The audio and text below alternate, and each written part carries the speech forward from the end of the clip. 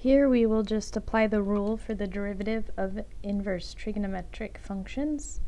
So to do that, we need to recall the rule. The derivative with respect to x of the inverse cosine of some function u is negative 1 over the square root of 1 minus u squared du dx. So by the chain rule, we need to multiply by the derivative of u. In this example, we have a u inside here, this guy inverse cosine of 1 over x, so u is 1 over x, or you might think of it as x to the negative 1. Therefore, du, the derivative of u with respect to x, is negative x to the negative 2, or negative 1 over x squared.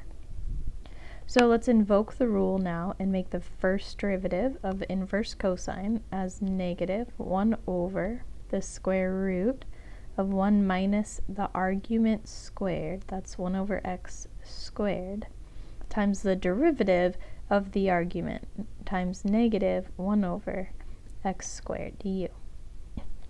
Now we can simplify, so negative times negative makes positive, that's 1 over x squared times this big square root statement, which simplifies to 1 minus 1 over x squared, since 1 over x squared is 1 over x squared. Now, however, we have a compound fraction. There's a fraction inside the fraction that we'd like to clean up. We have a couple options here. One way to do it would be to get a common denominator in the square root, simplify that. So let's try that. If we get a common denominator down there, this becomes 1 over x squared times the square root of x squared over x squared, so x squared minus 1 all over x squared in the radical, which we can then simplify to be the square root of the top, x squared minus 1 over the square root of the bottom.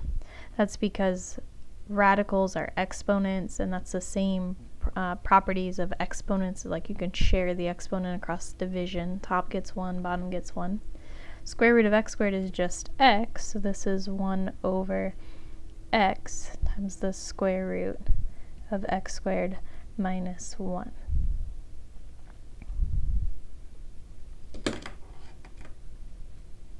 We do have to give some consideration to the sign here, so what I did in the denominator said the square root of x squared, that's the absolute value of x.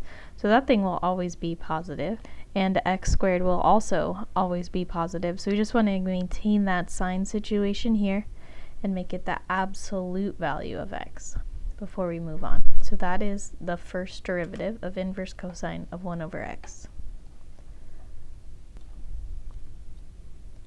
This derivative asks for this equation asks for the derivative of the inverse cotangent. So to recall the rule, the derivative with respect to x of the inverse cotangent of some function u is negative 1 over 1 plus u squared times du dx by the chain rule. Now in this case, the u part, the part inside the cotangent, is the square root of t minus 1, or t minus 1 to the 1/2. So when you differentiate that, du dx, we have 1/2 times t minus 1 to the negative 1/2, or 1 over 2 square roots of t minus 1. So let's do that with the rule. Y prime, first derivative of inverse cotangent, is negative 1 over 1 plus u squared, where u is the square root of t minus 1, times the derivative of u, which we calculated to be 1 over 2 square roots of t minus 1. So now it's just a matter of simplification. The negative does not go away this time. Negative 1 over 1 plus square root of t minus 1 squared is just t minus 1, times 1 over 2 times the square root of t minus 1. Here we can simplify 1 minus 1. That's negative 1 all over 2t times the square root of t minus 1.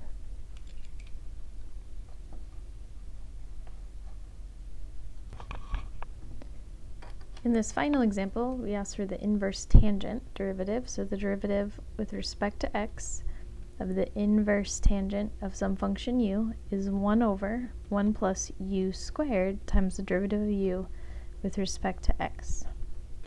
The u now is the natural log of x, so we can claim that.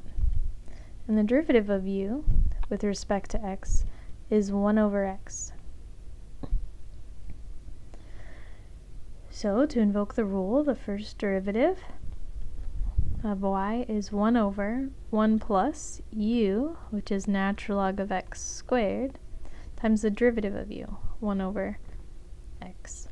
This thing doesn't clean up too much, just 1 over x plus x natural logs of x all squared. That's all we can do, or maybe even you think it's easier or more simple as 1 over x times 1 plus the natural log of x squared, but there's no simplifying that much further.